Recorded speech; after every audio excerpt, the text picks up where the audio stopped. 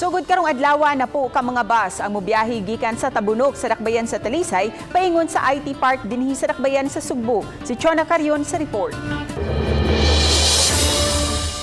Gipahibaw ni Joy Tumulak ang pangu sa City of Talisay Traffic Operations Development Authority kon City Toda nga aduna nay bag-ong rota gikan sa Dakbayan sa Talisay hangtod sa Dakbayan sa Sugbo. Good news kini sa mga Talisaynon ilabi na sa mga nagtrabaho sa Dakbayan sa Sugbo. Ang terminal nahimutang diha sa altura sa Barangay Tabunok.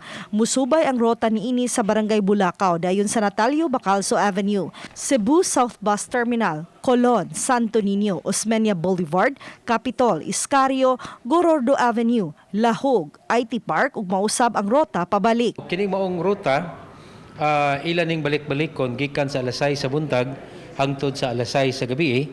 Unya dinha sa ato ang terminal labing dugay sila mo biyahe mo standby dili mo abot og 10 minutos mo pull out dayon sa area.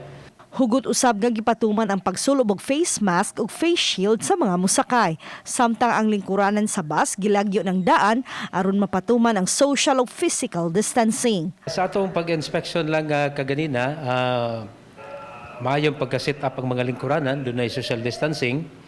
And then doon na minor nga mga butang nga akong ipabuhat sa series.